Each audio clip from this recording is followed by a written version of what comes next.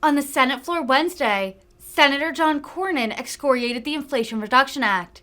He took issue with the White House celebration of the $430 billion climate, tax, and healthcare bill, which came on the same day the most recent CPI report revealed inflation climbed 8.3% in the 12 months ending in August. Cornyn said, quote, "The Inflation Reduction Act is false advertising." According to the Congressional Budget Office, the bill will barely make a dent on inflation in the near term and could even nudge it upward. Madam President, yesterday, new data showed that what Texans have known and felt for months, that inflation simply is not letting up. Last month, prices were up 8.3% from a year ago. Economist Larry Summers, a well-known former president of Harvard University and a member of presidential cabinets, said that this CPI report, Consumer Price Index report, confirms that the United States has a serious inflation problem. Rent is up 6.7%. If you go to the grocery store to feed your family, groceries are 13.5% over what they were last year. And if you're a senior citizen suffering through the hot Texas summers and need your air conditioner to work overtime, electricity to make that air conditioner run is up 16%. Of course, that's just since last August, just a year ago, when we were already battling runaway inflation. But here's an even more shocking figure. Since President Biden took office on January the 20th, 2021, prices have risen 13%. So 13 cents out of every dollar that you earn, poof, it's gone away. You are that much poorer. Your standard of living has been decreased by 13%. Inflation, of course, far outpaces wage growth, meaning the average American has effectively been handed a pay cut. A single paycheck doesn't go nearly as far today as it did a year ago. This is exactly what was predicted by leading economists when our Democratic colleagues ran off with the taxpayer credit card at the end of last year. They used the rules of the Senate to spend an additional $2 trillion in the name of COVID relief, even though less than 10% of the money was directly related to the pandemic. And I want to differentiate between what we did together on a bipartisan basis to deal with COVID, when we spent nearly $5 trillion on a bipartisan basis. There's no doubt this was a grave emergency. Public health emergency, economic emergency. We did what we had to do, and we got through it. But even after that, our Democratic colleagues couldn't seem to kick the spending habits and unilaterally spend an extra $2 trillion. As I said, even though 10% of that money was related to the pandemic, the 90% then was unrelated. And then the so-called Inflation Reduction Act, which the president was celebrating yesterday when the stock market fell 1,200 points, this partisan bill amounts to another $240 billion in unnecessary spending while raising taxes at the same time. As I said, our colleagues ironically called this bill the Inflation Reduction Act. And the White House chose yesterday, the day that the latest disappointing inflation figures were released, to celebrate its passage. The Inflation Reduction Act is false advertising. The Penn-Wharton economic review of the Inflation Reduction Act said there is no reduction of inflation for at least the two full years. And indeed, it may actually get worse.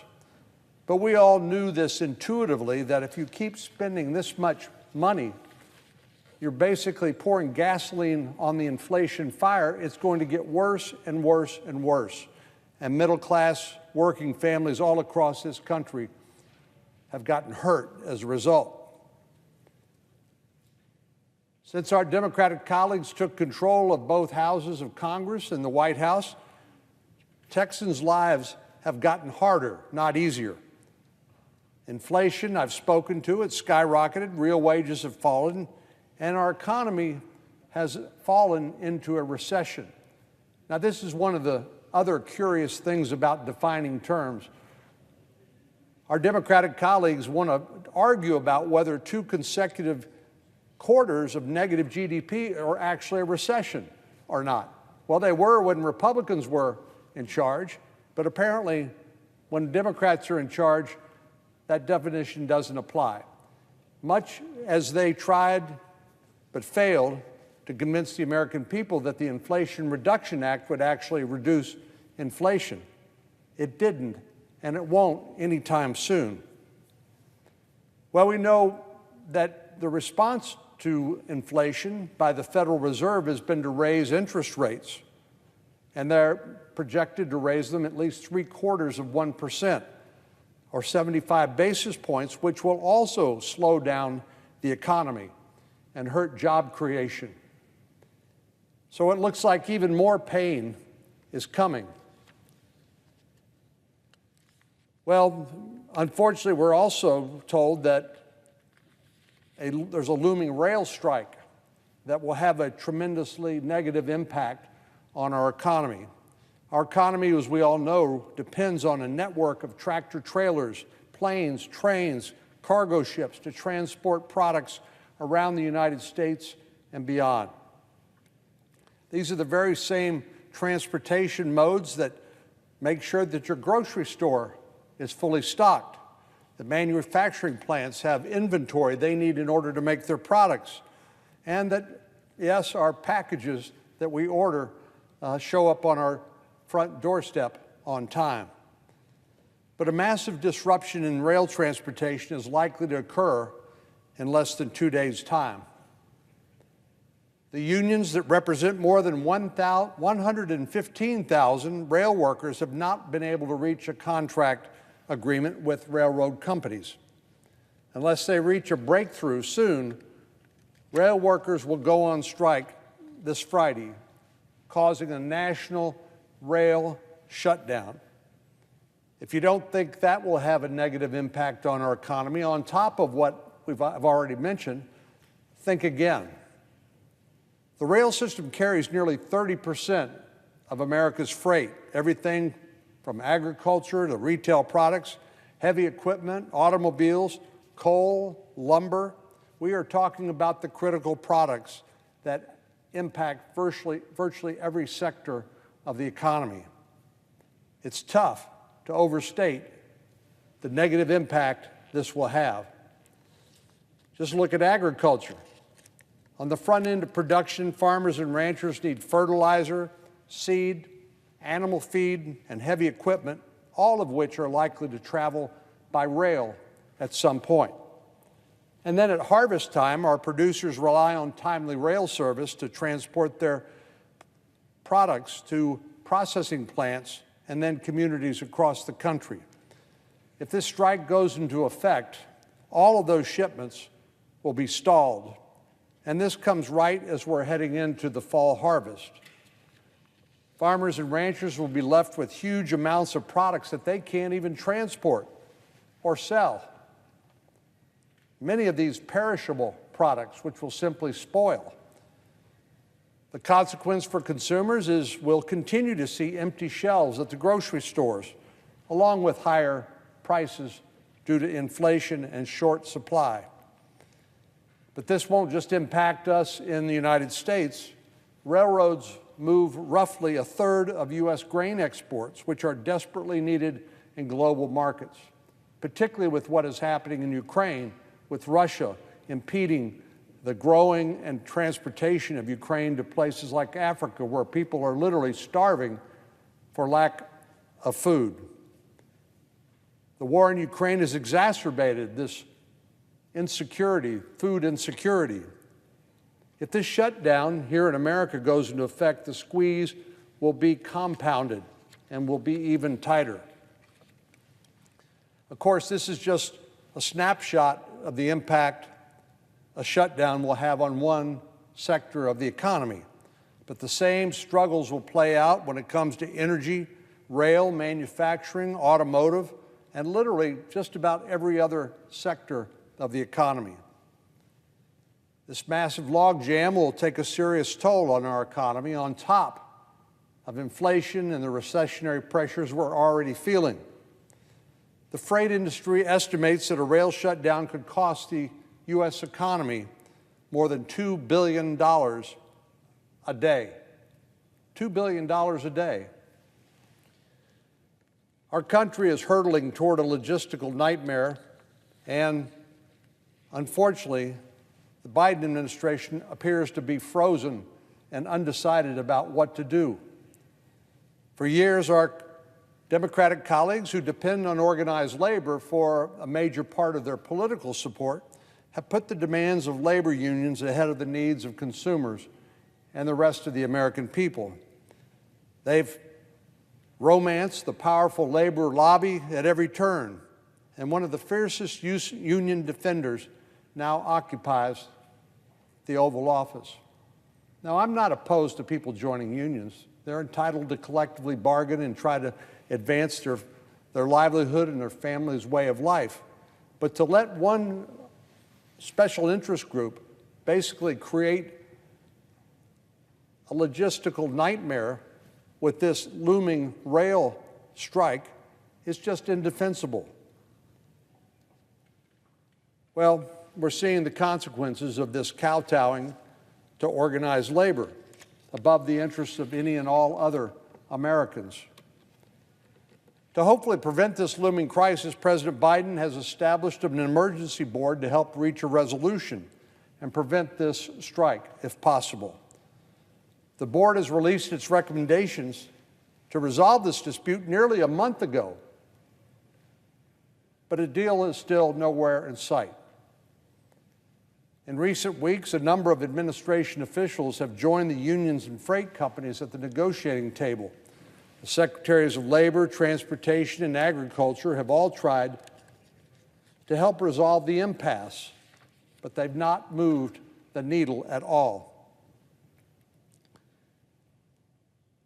I don't know how much havoc is in store, Madam President, but it's not looking good. Many shipments have already stopped out of fear that the operations will stop mid-journey. I read even commuter trains like Amtrak have already canceled some of their routes because they know what sort of impact this strike will have if no deal is reached by Friday. Inflation has already set prices to an untenable high. A supply chain breakdown is sure to send those prices even higher. Families can anticipate product shortages across the board, from grocery stores to car lots. Shoppers can expect packages that they have ordered to be delayed for days or even weeks on end. And drivers should expect to see more trucks on the highway to fill the gap when the railroad shuts down. Madam President, this is just another example of the failure of the Biden administration to anticipate and to address the problems that the American people are facing. It seems there's a huge disconnect between what's happening here in Washington among our Democratic friends and the Biden administration and what I hear from my constituents back home. And I think that's true largely across the nation, that the elites in Washington have become completely decoupled from the rest of the country. What that produces is special interest legislation that pleases some constituents, labor unions, climate activists, and open borders advocates. The Biden administration and our Democratic majority has used their power in Washington to spend trillions of dollars on things that the American people don't want, while compounding the problems that they're facing day in and day out. Inflation, a recession, paralyzing supply chain shutdown on the horizon, a spike in crime, and then, of course, an open border, which has allowed enough illegal drugs to be imported in the United States that it took 108,000 American lives last year. 71,000 of those 108 lives were as a result of synthetic opioids like fentanyl. Synthetic opioids are raging like a brush fire across the entire country. And we're seeing, for example, in middle schools and high schools and places like Hays County, right outside of Austin, Texas, where I live, that young people, unbeknownst to themselves, ingest small amounts of this fentanyl and ultimately end up overdosing and dying from it. So, Madam President, there are huge challenges facing our country. We need to do our job. We need to work together. No one's suggesting that we give up our principles. Republicans are Republicans and Democrats are Democrats for a reason, because they view the role and the size of government differently. Our Democratic colleagues seem to think that Washington and government is the answer to every problem. Republicans and conservatives, on the other hand, tend to favor individual initiative and entrepreneurship and investment to create jobs and an opportunity for people to get jobs and provide for their family and pursue their dream. But there's plenty of overlap where we can agree. But we have to fight inflation. We have to deal with things like the paralyzing supply chain and the threat from a rail strike that appears now to be imminent. We've got to do more to support our men and women in uniform, the police, as they battle crime in our neighborhoods and our communities, which seem to have gone up exponentially in recent years. And then, of course, there is the one big gaping open sore that our Democratic colleagues have ignored completely, and that is our open border. I mentioned the drugs, but in addition to the drugs, we've seen 2.3 million migrants show up at the border just since President Biden became president, because they know they're going to be able to get into the country, and they're probably going to be able to stay, because the Biden administration simply does not have any plan in place to decide asylum claims, who has legitimate claims and who does not. So they engage in a program of catch and release. And with the litigation backlogs in our immigration courts, it's no surprise that when years go by and your ticket comes up and you're told to show up in immigration court, that people simply fade into the great American landscape and avoid detection. The only people benefiting from this, beyond the occasional migrant, is the drug cartels and the transnational criminal organizations that network people from around the world. I know many people who aren't from a border state like I am think that these migrants are just from Mexico or Central America. But if you talk to the Border Patrol sector chiefs in Del Rio or the Rio Grande Valley, they will tell you they are detaining people from as many as 150 different countries. Now, surely the majority are from Mexico and Central America, but it ought to cause us a lot of concern when somebody can get to our back door from another country and then falsely claim asylum only to be released into the interior of the United States and never heard from again. These are all fixable problems if we'll work together, but so far, while the American people may have thought they elected Joe Biden a moderate, they've basically seen Bernie Sanders' agenda.